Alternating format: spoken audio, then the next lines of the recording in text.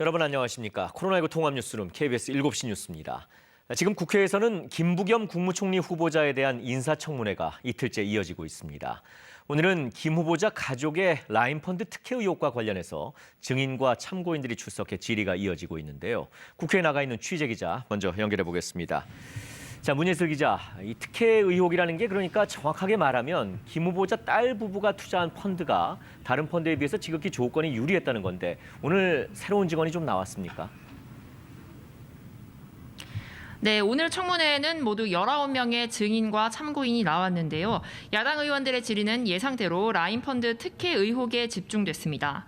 조국 흑서 저자로 잘 알려진 김경률 경제민주주의 21 공동대표는 김 후보자 딸 부부가 가입한 라임자산운용의 테티스 11호 펀드가 다른 펀드에 비해 지극히 유리한 조건이라며 특혜 논란이 충분히 제기될 만하다고 주장했습니다. 그러면서 논란을 해소하려면 자금 흐름을 밝혀야 된다고 말했습니다. 라임자산 피해자 모임 대표는 테티스 11호 펀드에 대해 알았을 때 경악했다며 울먹이기도 했습니다.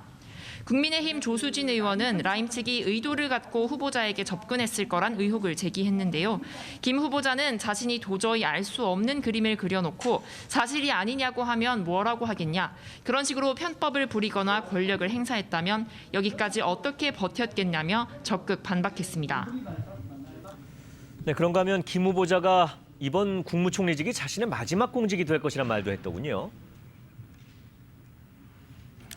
네, 대선 출마의 뜻을 묻는 야당 의원 질의에 총리직이 마지막 주어진 공직이라 생각한다. 지난해 총선과 당대표 선거를 치르며 지금의 시대를 감당할 수 없겠다는 생각에 입장을 정리했다고 밝혔습니다. 전직 대통령 사면에 대해선 안타까운 일이라면서도 헌법이 허용한 대통령 권한이라고 선을 그었습니다. 대북전단 살포에 대해선 우리 국민에게 위협이 되는 행동이라며 단호한 법 집행을 강조했습니다. 자, 어쨌든 오늘로 국무총리와 장관 후보자 인사청문회가 모두 마무리되는데요. 지금 인사청문 보고서 채택 논의는 어떻게 돼가고 있습니까? 네, 국무총리 심사 경과 보고서 또 장관 후보자 인사청문 보고서 채택 기한은 오는 10일, 그러니까 다음 주 월요일입니다. 다만 청와대가 10일 이내로 날짜를 정해 다시 요청하면 기한을 연장할 수도 있습니다.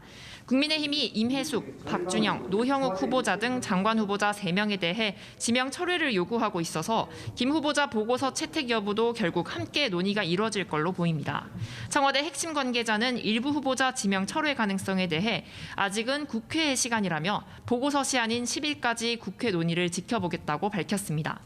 민주당은 보고서 단독 채택은 최대한 지양하고 야당과 협의하겠다는 입장을 밝혔는데요. 오늘로 총리 후보자에 대한 인사청문회까지 모두 마무리되면 이번 주말 야당과 본격적인 협상에 들어갈 걸로 보입니다. 지금까지 국회에서 KBS 뉴스 문예슬입니다.